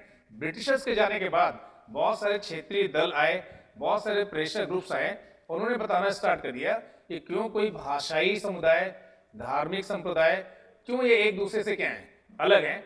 इस तरह के प्रयास लिए गए इंडिपेंडेंस के बाद। ये बात समझ पा रहे डियर फ्रेंड्स और not? This thing you people are able to understand और नॉट? यहां तक समझ पा रहे हैं? फाइन। तो देखिए, इसी आधार पे बहुत सारी सिविल वॉर हुई है, और इसलिए मैं बोल रहा हूं कि ये जो पूरा आइडिया है ये डेलिब्रेट अटेम्प्ट है, डेलिब्रेट प्रोजेक्शन है। अब देखिए, हम आपके साथ डिस्कस करेंगे कि किस तरह से नेशनलिज्म खुद को मैनिफेस्ट कर सकता है। तो there is one scholar Heywood and he has identified different manifestation of nation और आइडिया ऑफ नेशनलिज्म। ये बहुत सारी मैनिफेस्टेशन के बारे में बता रहे हैं कि इन तरीकों से नेशन खुद को मैनिफेस्ट कर सकता है, अपने आप को दिखा सकता है। पहला मैनिफेस्टेशन बता रहे हैं लिबरल नेशनलिज्म। देखिए, लिबरल नेशनलिज्म आज जिस तरह का औद्योगिकरण है, जिस तरह का वैश्वीकरण है, वहां पे जरूरत है बेसिकली, जहां पे अलग अलग देशों की जो अर्थव्यवस्थाएं हैं एक दूसरे से क्या है, जुड़ गई हैं। कहीं का लेबर कहीं पे काम कर रहा है, कहीं पे सामान प्रोड्यूस हो रहा है, कहीं पे बिक रहा है, प्रॉफिट कहीं और जा रहा है। तो ऐसे high division of labour of society में पूरे वर्ल्ड में जहां पे एक तरह का इंटरनेशनल डिवीजन ऑफ लेबर है, वहां पे एक लिबरल नेशनलिज्म की बात हो रही है। और ये जो लिबरल नेशनलिज्म है, ये अलग अलग राज्यों को, अलग अलग देशों को एक दूसरे के साथ क्या कर रहा है, इंटीग्रेट कर रहा है, उन्हें जोड़ने का प्रयास कर रहा है। तो such nationalism is known as liberal nationalism dear friend. ये बात समझ पा रहे हैं, नहीं समझ पा रहे हैं?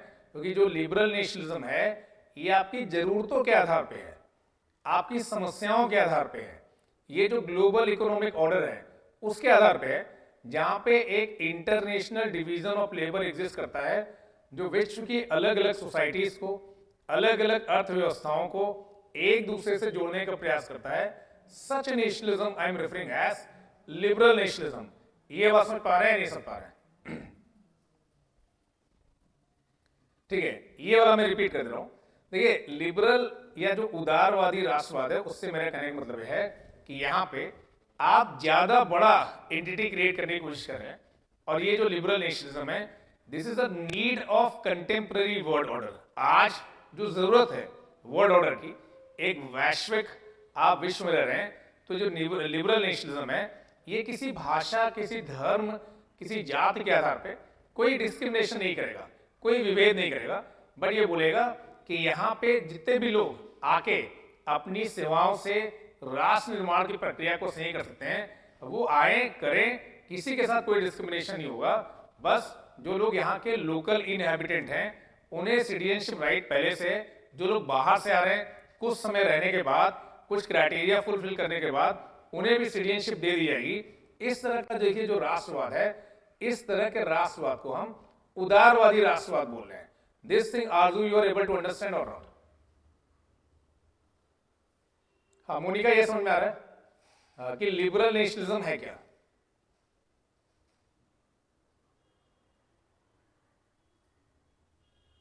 हाँ ठीक, यहां तक कोई डाउट नहीं। ये ऑल इनकम पासिंग है। इसमें बस आप बोल रहे हैं कि ये क्राइटेरिया से, अगर इन क्राइटेरिया को फुलफिल करते हैं, इन स्टैंडर्ड्स को फुलफिल करते हैं, तो आप भी समाज के क्या बन सकते हैं, भाग बन सकते हैं। Such nationalism I am referring as liberal nationalism. ऐसे नेशनलिज्म को हम क्या बोले, लिबरल नेशनलिज्म। जो इंडिविजुअल को आइडेंटिफाई करता है, हर इंडिविजुअल के टैलेंट को, मेरिट को, एक्सपर्टीज को रेस्पेक्ट देता है, such kind of nationalism we are referring as what, liberal nationalism. दूसरा जो नेशनलिज्म है dear friend, that is conservative nationalism. ये जो कंजर्वेटिव नेशनलिज्म है, this is not done. Conservative nationalism में अगर आप ऐसा बोलते हैं, इनके सपोज आप ऐसी बातों को याद कर बोलते हैं कि ये हिंदू राष्ट्र है, कैसा राष्ट्र है, हिंदू राष्ट्र है, यहाँ के जो लोकल इनहैबिटेंट थे, शुरू में इस भूमि पे जो रहने वाले थे वो हिंदूज ही थे, और हिंदुइज्म से ही बुद्धिज्म और जैनिज्म का क्या हुआ है, उद्भव हुआ है। और जो हमारे मुस्लिम ब्रदर्स हैं, दे केम फ्रॉम आउटसाइड, वो तो बाहर से आए, और जब बाहर से आए तो बाहर से तो बहुत ज्यादा लोग नहीं आए थे, जो ज्यादा जनसंख्या बढ़ी वो कन्वर्जन के थ्रू बनी। जो लोकल हिंदू से वो कन्वर्ट हुए किसमें, इस्लाम में। सो एसेस तो वो भी हिंदू ही है। इस तरह की बातें करना, इस तरह की बातें करना, ये कंजर्वेटिव, ये एक रूढ़िवादिता वाला नेशनलिज्म है, जिसमें आप लोगों को बता रहे हैं कि एज सच आप कोई सिख नहीं है, आप कोई क्रिश्चियन नहीं है, आप कोई मुस्लिम नहीं है, आप बुद्धिस्ट नहीं है, जैन नहीं है, आप सब क्या हैं, हिंदुइज्म है। हिंदू होना एक तरीके का जीवन शैली है, और वो जीवन शैली हम लोग पहले से करते आए हैं। ये अलग बात है कि आप में से कुछ लोग कन्वर्ट हो गए अलग अलग धर्मों में। सो ऐसी बातें रखना जहां पे इंडिविजुअल डिफरेंसेस को आप सबऑर्डिनेट कर रहे हैं किसी हायर कल्चरल आइडेंटिटी को बोल के कि एक भारतवर्ष में एक हिंदू राष्ट्र की स्थापना होगी, ऐसा हिंदू राष्ट्र स्थापित करना ही हमारा लक्ष्य है। लेकिन इस तरह का जो नेशनलिज्म है dear friend, that is somewhere conservative nationalism. ये बात समझ पा रहे हैं, नहीं समझ पा रहे? This thing you people are able to understand. इस तरह का जो देखिए परंपरागत या रूढ़िवाद वाला जो सोच है कि एक धर्म के लोगों के ही ज्यादा वो बात है, लोगों के जो डिफरेंसेस हैं उनको आप सबऑर्डिनेट कर दे रहे हैं, उसे इक्वल राइट नहीं दे रहे हैं। सच kind of the nationalism emerge in Nazism. Nazism in Germany, Nazi party के, नाजी पार्टी मीन्स एक नेशनलिस्ट पार्टी, और जो नेशनलिस्ट पार्टी वहां पे आई पावर में, उन्होंने बहुत सारा लिटरेचर, बहुत सारा पैम्पलेट, ये बहुत सारी चीजें पब्लिश की और बताने का प्रयास किया कि why Germans are superior and others races are inferior. और इस तरह से उन्होंने प्रोपेगेंडा क्रिएट किया कि जर्मनी के लोगों को लगने लगा कि Germans are superior and all others are what, inferior. That kind of conservative propaganda later on, dear friend, it led to Second World War. Lots of massacre, lots of bloodshed. It took place during Second World War just because of what? Such kind of extreme nationalism, conservative nationalism. Individual differences को आप subordinate कर रहे हैं in the name of some larger cultural identity. That is bad. और modern जो societies हैं, यहाँ पे देखिए liberal nationalism survive कर सकता है, क्या survive नहीं कर सकता? Conservative nationalism survive नहीं कर सकता। ये बात आप सभी समझ पा रहे हैं, नहीं समझ पा रहे हैं? तो देखिए, अगर आज आप लोगों ने हिंदू न्यूज़पेपर पढ़ा होगा, अगर आप लोगों ने पढ़ा होगा, नहीं पढ़ा है तो पढ़िए डियर फ्रेंड, नहीं पढ़े हैं तो कुछ मतलब इंपॉर्टेंट चीज मिस कर रहे हैं। एक बड़ा ही अच्छा एडिटोरियल है, सिंस आप लोग का सोशियोलॉजी ऑप्शनल है, that's what I am saying. एक बहुत अच्छा एडिटोरियल है, single identity versus multiple identity, मतलब exclusive cultural identity versus multiple cultural identity. इसके एक बहुत ही बढ़िया आर्टिकल एडिटोरियल पेज में दिया गया है, उसे आप लोग एक बार पढ़िए टाइम निकाल के। और जब आप उसे पढ़ेंगे तो उसमें कितने अच्छे से अथर ने बताया है कि आज हम किसी एक भाषा, किसी एक धर्म, किसी एक रेस से अपने आप को आइडेंटिफाई ना करें, रादर हम अपने आप को मल्टीपल आइडेंटिटी से क्या करें, आइडेंटिफाई करें। This thing has been explained in that particular editorial. ये बात समझ पा रहे हैं डियर फ्रेंड और not?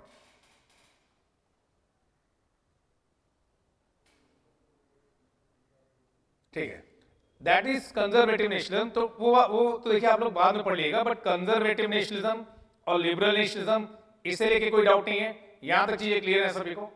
Everything is clear till here? Fine. Now third thing I will discuss with you, that is expensive nationalism. तो ये एक्सपेंसिव नेशनलिज्म को आप समझ सकते हैं as a colonialism, as a imperialism. जब आप अपने को दूसरे पे थोपने का प्रयास करते हैं, लाइक कई बार यूनाइटेड स्टेट्स ऐसा बोलते हैं कि या तो आप हमारे साथ हैं या तो आप हमारे खिलाफ हैं, बेसिकली ऐसी ऐसी चॉइस देते हैं। वो ये नहीं बोल सकते कि मतलब कि आप गुट निरपेक्ष हैं, आपकी अपनी फॉरेन पॉलिसी है, यूएस एक क्लियर कट ऑप्शन देते हैं, either you are with us और you are against us। इस तरह का देखिए जो आपका अप्रोच है, इसमें ज्यादा से ज्यादा देशों को अपने प्रभाव में आप लाने की कोशिश करते हैं। तो अभी ऐसा कई बार आप न्यूज में पढ़ते हैं कि नए तरीके का इंपीरियलिज्म चल रहा है, नए तरीके की आक्रामकता चली है। एक तो देखिए एक तरह का एक्सपेंशनिस्ट नेशनलिज्म था, जब इस तरह के देशों जैसे कि ब्रिटेन ने, फ्रांस ने, इटली ने, जर्मनी ने विश्व के अलग अलग देशों को अपने प्रभाव में लाने का प्रयास किया। जो प्रभाव में नहीं आया उसे मिलिट्री के थ्रू अपने प्रभाव में लाया।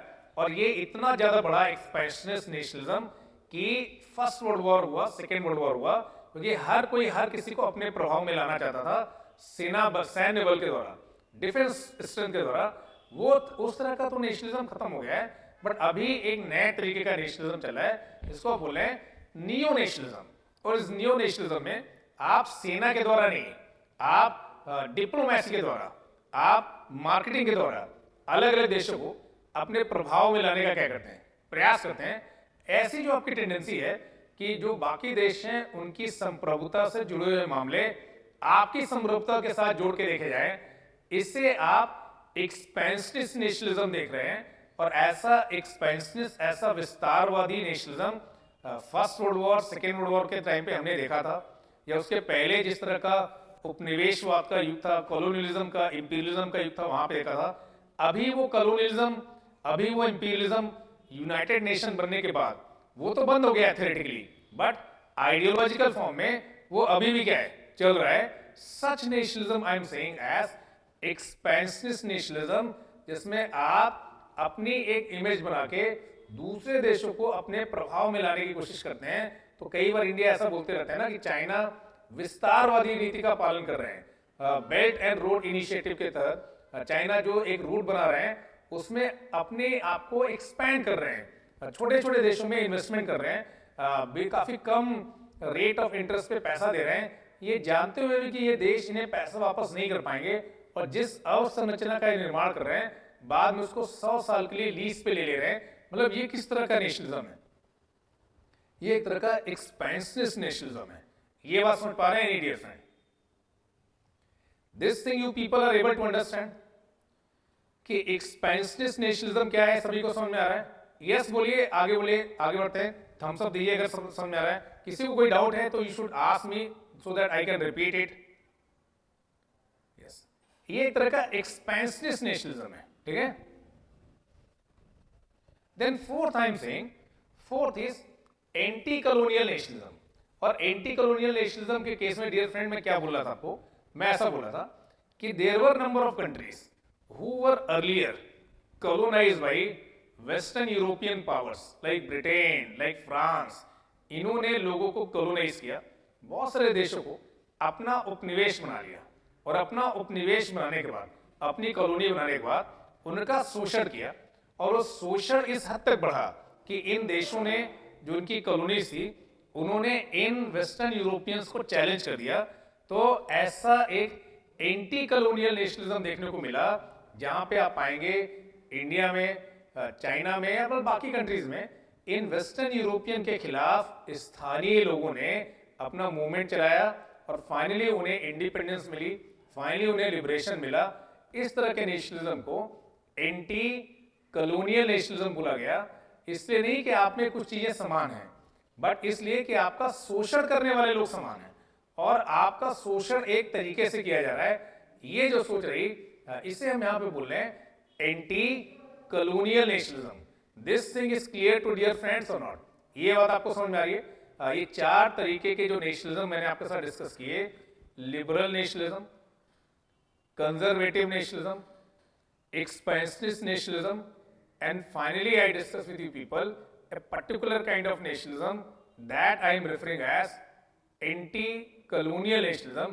ये सारी चीजें आप लोगों को समझ में आ रही है नहीं आ रही? अगर आ रही है तो give your thumbs up so that I can proceed further. हाँ, ये गुरिंदर जी, थॉमस, आरजू, भावना, सुमन, हरमनजोत, सीमा, सभी को देखिए, सभी को समझ में आ रहा है? यस बोलिए, थम्स अप दीजिए, जिससे हम आगे बढ़ते हैं और ऐसा लगेगा कि हाँ चीजें आपके लिए इजी जा रही। तो ये अब नेशन और नेशनलिज्म से रिलेटेड कोई भी सवाल अगर आता है तो you should be in a position आप इस पोजीशन में होने चाहिए कि आप उन सवालों को कर पाए।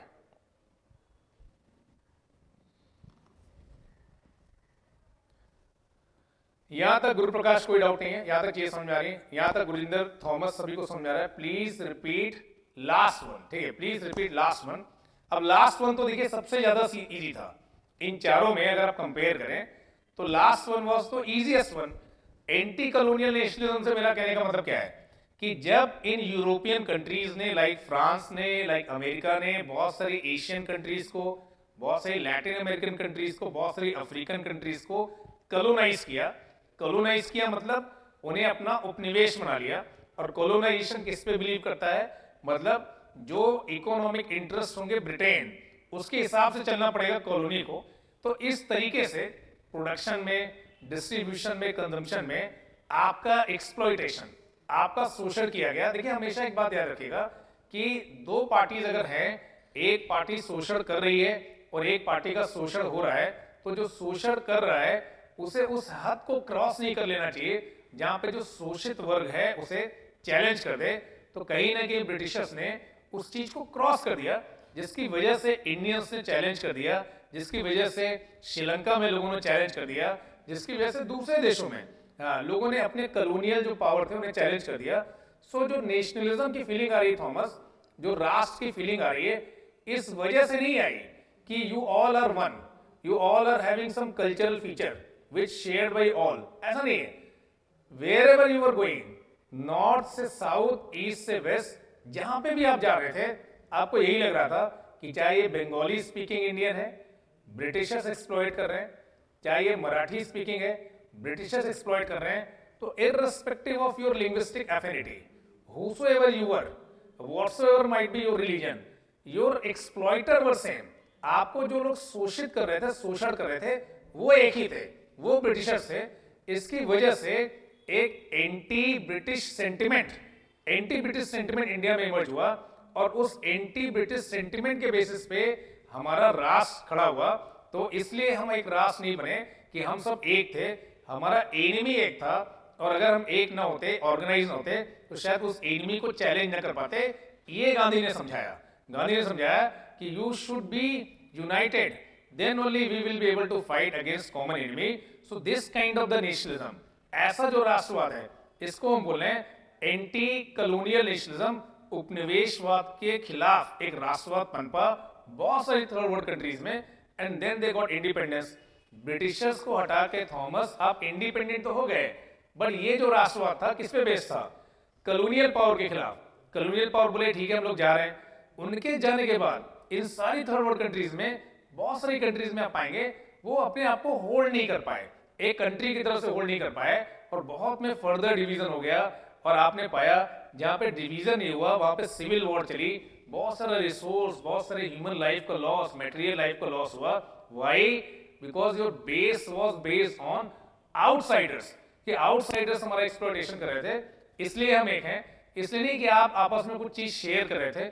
सच kind of nationalism I am referring as anti colonial nationalism. This thing you people are able to understand, सभी लोग? Very good. देखिए यहां तक, देखिए मैंने आपको समझा दिया। तो कि चार मैनिफेस्टेशन है किसके, नेशनलिज्म के, ये आप लोगों को क्लैरिटी है। और इससे रिलेटेड क्वेश्चन देखिए बहुत इतना समझने के बाद, देखिए जितना मैं समझा दे रहा हूं उतना समझने के बाद ये क्वेश्चन वगैरह कोई आपके सामने कुछ टिकेंगे नहीं। आप देखिएगा क्वेश्चन, और ये क्वेश्चन आपके सही होंगे। एक डायमेंशन बची हुई है कि ग्लोबलाइजेशन के दौर में नेशन का क्या आइडिया है। एक बार स्टेट आपको बता देता हूं, फिर आपको बताऊंगा कि जो ग्लोबलाइजेशन है कैसे नेशन और स्टेट का आइडिया विदर अवे कर रहा है, डाइल्यूट हो रहा है। ये सब समझने के बाद जब हम यूपीएससी के प्रीवियस के क्वेश्चन पेपर लेंगे, डेफिनेटली यू विल फाइंड कि that is not that much difficult. ठीक है, अब हम बात करते हैं किसी और की, हम बात करते हैं स्टेट की। नेशन तो मैंने आपको बता दिया, बट दूसरा जो एस्पेक्ट हमारी क्लास का है that is the aspect of state, कि व्हाट एग्जैक्टली इज स्टेट। सो अगर मैं मोटा मोटा आपको बताऊं, जनरल आपको बताऊं, तो मैंने आपको दो चीजें एक्सप्लेन करनी है, नेशन एंड स्टेट। नेशन मैंने आपको बोला कि ये एक इमोशनल आइडिया है, बट स्टेट क्या है, एक ऑब्जेक्टिव आइडिया है। स्टेट को देखिए आप देख सकते हैं, स्टेट को आप ऑब्जर्व कर सकते हैं, नॉर्थ साउथ ईस्ट वेस्ट, इसको आप मेजर कर सकते हैं। तो state is objective, nation is subjective, state is legal, nation is emotional, state is something जिसको ऑब्जर्व नहीं किया सकता, ऑब्जर्व किया सकता है, इसको ऑब्जर्व नहीं कर सकते, इसे आप ऑब्जर्व कर सकते हैं स्टेट को। तो ये सारे कुछ डिफरेंसेस हैं मोटे मोटे, जनरल, डिटेल में मैं भी आपको पढ़ाऊंगा कि state is legal, state is observable, state is measurable, nation is psychological, nation is emotional, nation you can feel, nation you can not see, nation you can not observe. ये बात आप लोग समझ पा रहे हैं डियर फ्रेंड? ये बात क्लियर है आप सभी को? इसमें कोई डाउट नहीं है? This thing is clear to all of you और नॉट? अगर क्लियर है, अब मैं आपको बताता हूं सोशियोलॉजी के पर्सपेक्टिव से स्टेट क्या है। बट वो जो लार्जर डिवीजन मैंने आपको बताया नेशन और स्टेट के बीच में, दैट इज क्लियर और नॉट?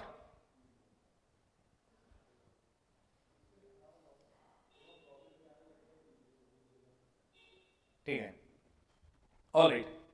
अब देखिए, state is characterised by a distinct set of institutions that have authority to make law that governs society. ठीक है, अब देखिए समझने की कोशिश करिए कि वी ह्यूमन बीइंग, हम ह्यूमन बीइंग शुरू में एक प्रिमिटिव मैन की तरह से रहते थे। प्रिमिटिव मैन की तरह से रहते थे मतलब फॉरेस्ट में रहते थे, just like any other animal. बाकी एनिमल्स क्या करते हैं? They act on their instinct, अपने इंस्टिंक्ट पे काम करते हैं। Instinct says that they are hungry, they will go and they will kill some other animal and they will eat whatever remains, they will leave it, they will go and they will sleep.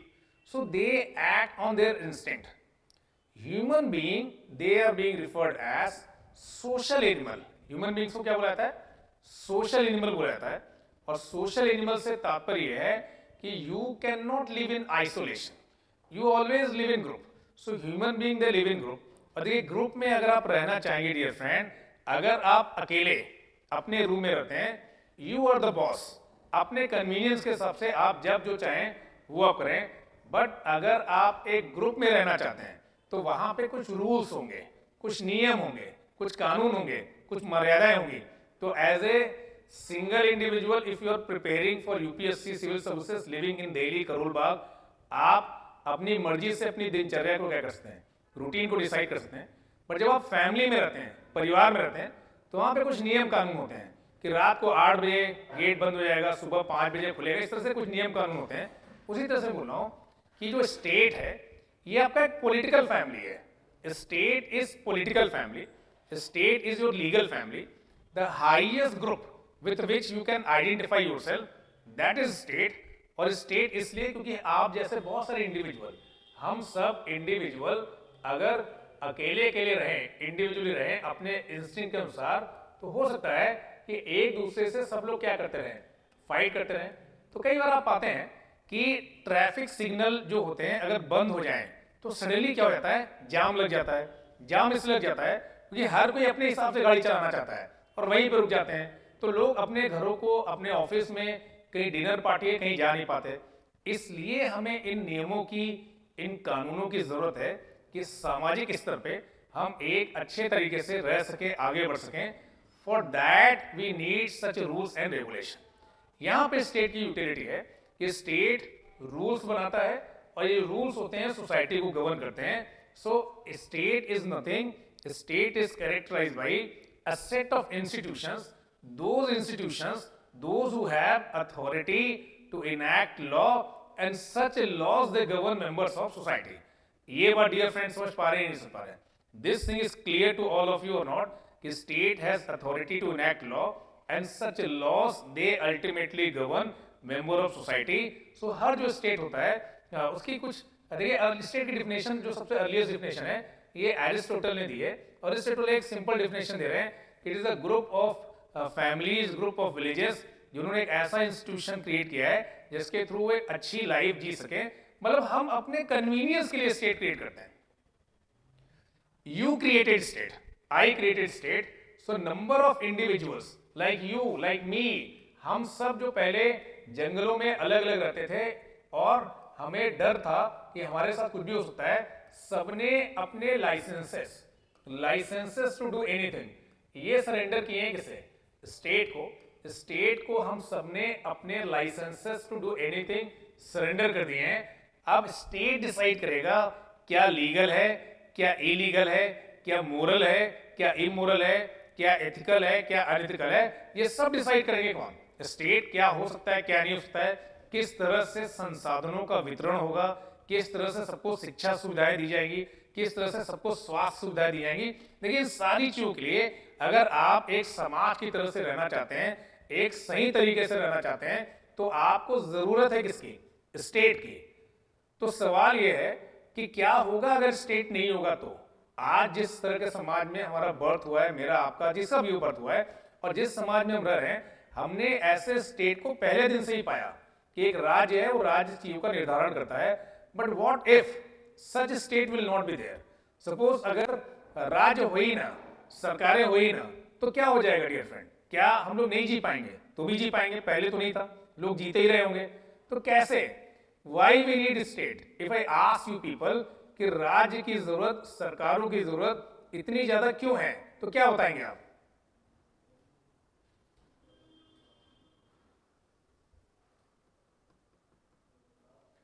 What will you people tell me if you need to explain that why we need a state? What will you explain?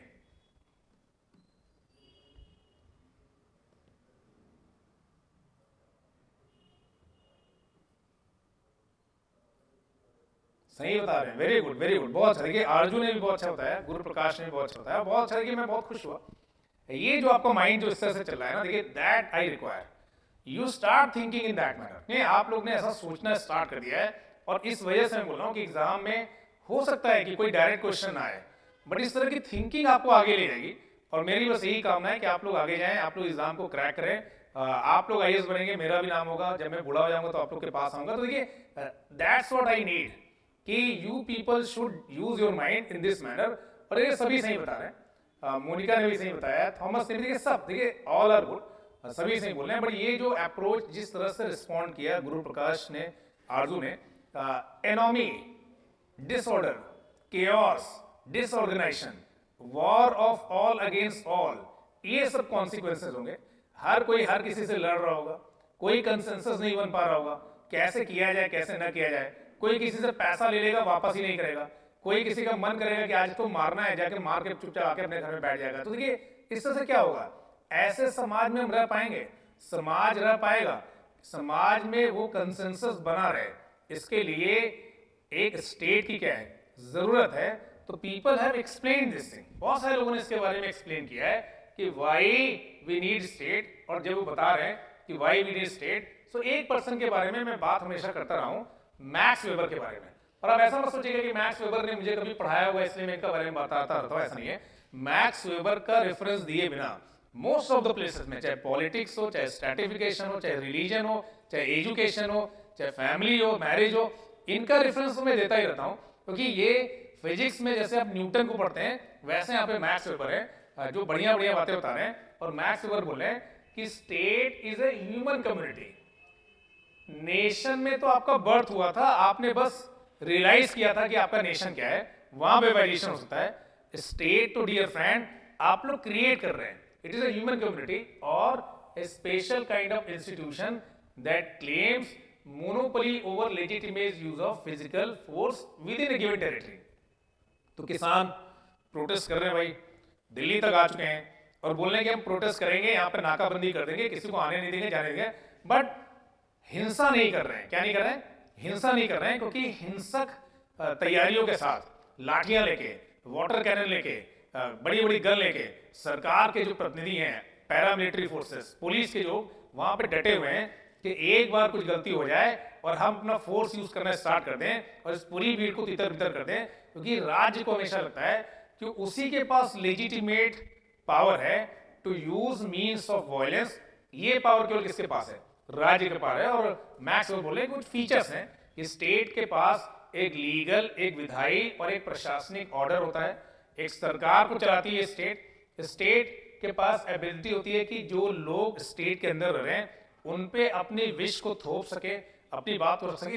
इसीलिए देखिए पूरा जो विवाद हो रहा है क्यों हो रहा है? क्योंकि लोगों द्वारा चुनी हुई एक सरकार है, हमारी एक विधायिका है, उन्होंने किसानों से जुड़े हुए 3 लॉ बना दिए हैं, उन लॉ को इंप्लीमेंट करना चाह रहे हैं, बट जिनके लिए लॉ बनाया गया है किसानों के लिए, वही लोग आके क्या कर रहे हैं, प्रोटेस्ट कर रहे हैं। तो देखिए यहाँ पे क्लैश है, बट राज्य के पास शक्तियां हैं कि इन कानूनों को क्या कर सकती है, क्रियान्वित कर सकती है, और किसान बता रहे हैं कि हम इनका क्रियान्वयन नहीं होने देंगे, हमारे कुछ कंसर्न है, उन्हें आप क्या करिए, रिजॉल्व करिए। तो देखिए स्टेट जो भी होता है, ये किसी और एंटिटी को, किसी भी और एंटिटी को अपनी टेरिटरी के अंदर सॉवरेन या सुप्रीम नहीं देता। तो देखिए सॉवरेनिटी एक इंपॉर्टेंट एट्रीब्यूट है स्टेट का, संप्रभुता एक इंपॉर्टेंट एट्रीब्यूट है किसका, स्टेट का। स्टेट किसी भी अथॉरिटी को, चाहे वो इंडिया के अंदर हो चाहे वो इंडिया के बाहर हो, खुद से सुपीरियर नहीं मानती। सो आप चाहे जो भी हो, शंकराचार्य हो या कोई मुस्लिम स्कॉलर कोई भी हो, you are answerable to state. ऐसे बहुत सारे बाबा जो खुद को भगवान मानते थे और उनको मानने वाले उन्हें भगवान मानते थे, आज वो जेल में है क्योंकि स्टेट को आंसरेबल है, अगर कुछ गलत किया है तो जेल जाना पड़ेगा। ऐसे बहुत सारे देश जो बहुत ताकतवर हैं, बट इंडिया उनके साथ बराबरी में क्या करता है, बात करता है, क्योंकि जो स्टेट होता है वो किसी और अथॉरिटी को, चाहे वो स्टेट की टेरिटरी के अंदर हो चाहे स्टेट की टेरिटरी के बाहर हो, किसी और अथॉरिटी को खुद से ज्यादा सुपीरियर नहीं मानता है। That is another dimension of state. This thing dear friend is clear to you people और नॉट, कि हर राज्य का एक एडमिनिस्ट्रेटिव ऑर्डर होता है, जो लोग वहां पे रह रहे होते हैं उन पे अपने कानूनों को मनवाने की क्षमता होती है, और ये किसी को भी अपने से ज्यादा सुपीरियर नहीं मानता। This thing you people are able to understand. ये बात सभी को समझ में आ रहा है? आ रहा है तो से yes sir, give your thumbs up. तो देखिए यहां तक आप लोगों को समझ आ रहा है, बट बड़ी बात तो देखिए वही है जो मैं आप लोगों से पूछ रहा था। बड़ी बात यह है कि हमें जरूरत ही क्यों है स्टेट की, why we need state, state की जरूरत क्यों है। तो इस बात को बहुत बढ़िया तरीके से बताया है एक स्कॉलर ने, पॉलिटिकल साइंटिस्ट हैं, थॉमस हॉब्स। और थॉमस हॉब्स बोल रहे हैं कि society needs state, in absence of state there will be disorder. State की एब्सेंस में, स्टेट की अनुपस्थिति में एक डिसऑर्डर हो जाएगा, एक केओस हो जाएगा, एक war of all against all हो जाएगी। हर कोई हर किसी से क्या होगा, भिड़ जाएगा। ये सारी चीजें होंगी in absence of what, state. So that is being argued by, this is being argued by Thomas Hobbes, जो बोल रहे हैं कि in absence of state there will be disorder, there will be chaos, there will be war of all against all. और ये कुछ features बता रहे हैं स्टेट के, और ये फीचर्स हैं सॉवरेनिटी, संप्रभुता, टेरिटोरियलिटी, एक टेरिटरी होनी चाहिए, और सुप्रीमेसी ओवर सब्जेक्ट, जो सब्जेक्ट हैं उनके ऊपर सुप्रीमेसी होनी चाहिए। आगे आते आते 19वीं सेंचुरी में बोला गया कि नागरिकता भी एक एट्रीब्यूट होगा किसका, स्टेट का। So citizenship will be also an important attribute of what, state. This thing was added within dimension of what, state. So जो भी नेसेसरी रिसोर्सेज हैं वो लोगों तक कैसे पहुंचे, लोगों तक कैसे उनका वितरण हो, कैसे वो जो रिसोर्सेज हैं उससे सभी का फायदा हो, इन सारी चीजों के लिए dear friend we need state. That has been explained by Thomas Hobbes in this particular book, that is Leviathan, कि स्टेट की हमें जरूरत होती है अगर हम एक अच्छी, हेल्दी, सरल, इजी लाइफ जीना चाहते हैं सोसाइटी के लोग, तो we need a state. And in absence of state these things can be the possible consequences. That thing was highlighted by scholar Thomas Hobbes. तो हमें स्टेट की जरूरत क्यों है, ये बात आप समझ पा रहे हैं। नेशन और नेशनलिज्म का आइडिया आप लोग को क्लियर हो रहा है? अगर यहां तक क्लियर हो रहा है, इसके आगे देखिए मैं नेक्स्ट क्लास में आपके साथ डिस्कस करूंगा impact of globalisation on nation and state. यहां तक समझ में आ रहा है डियर फ्रेंड?